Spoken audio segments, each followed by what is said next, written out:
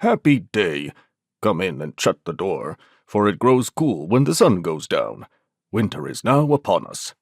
Why, it isn't cold a bit outside, said Trot. So it can't be winter yet. You will change your mind about that in a little while, declared the Bumpy Man. My bumps always tell me the state of the weather, and they feel just now as if a snowstorm was coming this way.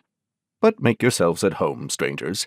Supper is nearly ready, and there is food enough for all. Inside the house there was but one large room, simply but comfortably furnished. It had benches, a table, and a fireplace, all made of stone. On the hearth a pot was bubbling and steaming, and Trot thought it had a rather nice smell. The visitors seated themselves upon the benches, except the Orc, which squatted by the fireplace, and the Bumpy Man began stirring the kettle briskly. "May I ask what country this is, sir?" inquired Cap'n Bill. Goodness me, fruitcake and applesauce. Don't you know where you are? Asked the Bumpy Man, as he stopped stirring and looked at the speaker in surprise. "No," admitted Cap'n Bill. "We've just arrived." Lost your way? Questioned the Bumpy Man. "Not exactly," said Cap'n Bill. "We didn't have any way to lose."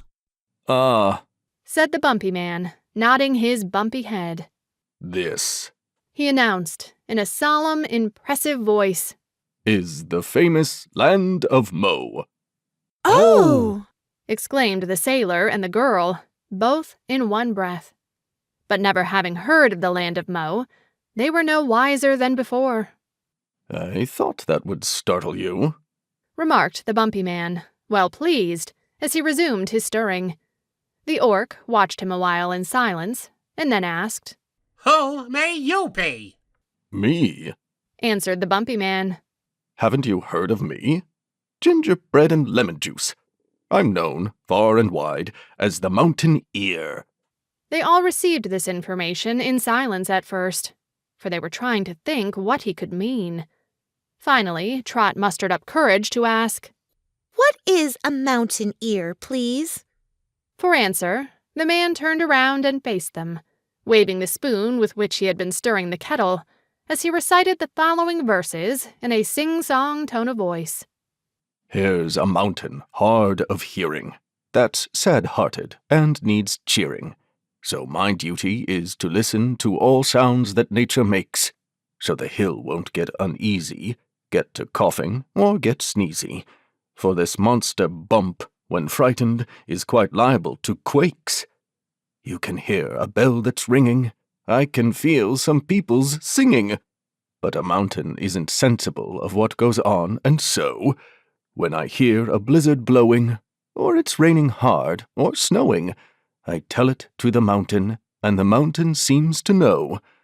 Thus I benefit all people, while I'm living on this steeple, for I keep the mountain steady, so my neighbors all may thrive. With my listening and my shouting, I prevent this mount from spouting, and that makes me so important that I'm glad that I'm alive.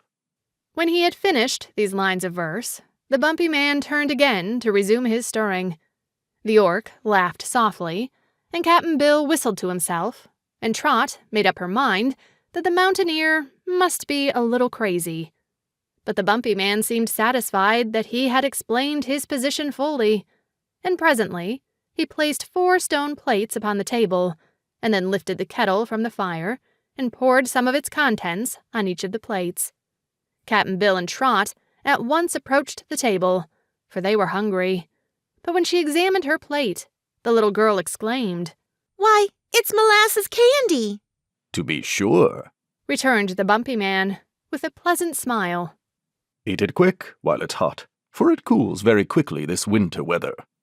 With this, he seized a stone spoon and began putting the hot molasses candy into his mouth, while the others watched him in astonishment.